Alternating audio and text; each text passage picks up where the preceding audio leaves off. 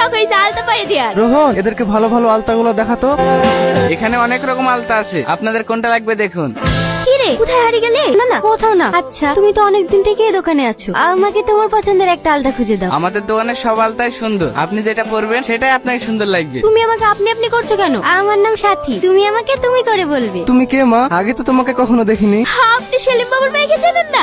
সেলিম বাবুর মেয়ে? হ্যাঁ চাচা, আমাদের গ্রামের মেয়েকে আপনি চেনেন না? আগে কখনো দেখিনি তো। তোমার আসার কি দরকার ছিল? আমাকে এক কল ফোন করে দিতা, আমি তোমার বাড়িতে আলতা পাঠিয়ে দিত।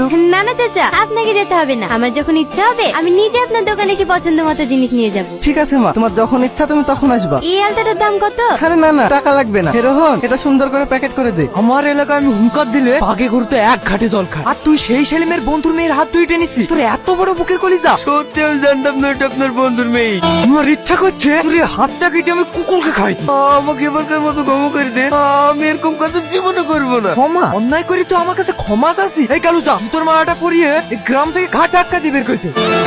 এবার বুঝতে পারছি কেনে আলতার টাকা নিল না। কি যেতে বকছি চাতা না রে, আমার তো এই কারণে তোদের বাড়িতে আসতে ভয় লাগে। তোর মাথায় কি একদমই বুদ্ধি নাই নাকি? তোকে কেন আব্বু কিছু বলবে? আমার আব্বু আমাকে অনেক ভালোবাসে, আমার জন্য সবকিছু করতে পারে। খুব কষ্ট হয় তাই না? তোর আব্বা হঠাৎ মরে যাবার পর সংসারের খরচ, তোর পড়াশোনা সবকিছু তোকেই চালাতে হয়। কি যে বলো না মা, খুবই কষ্ট হয়। সারাদিন তো দোকানের ভেতরেই বসে থাকি।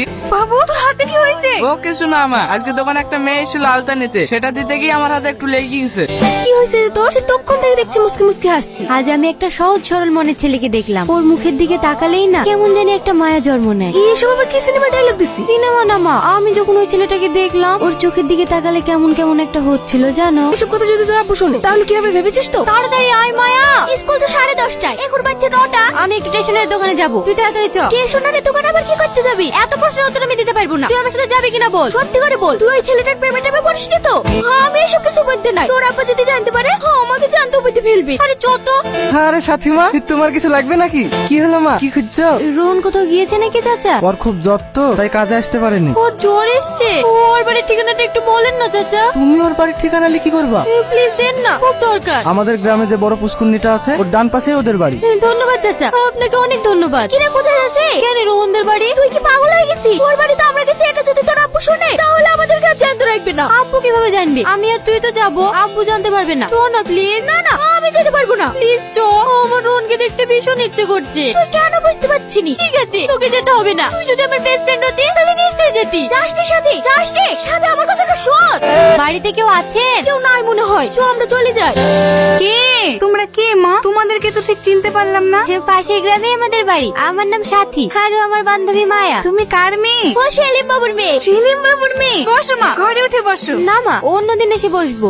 দোকানে চাচার মুখে শুনলাম রোহনের নাকি জ্বর এসেছে, তাই ওকে একটু দেখতে আসলাম। তুমি আমাকে মা বললা? কেন, আপনি তো আমার মায়ের মতোই। তুমি একটা বড় ঘরের মেয়ে হয়ে আমার মতো মানুষকে মা বলছো? আমি সত্যিই খুব লক্ষ্মী মেয়ে।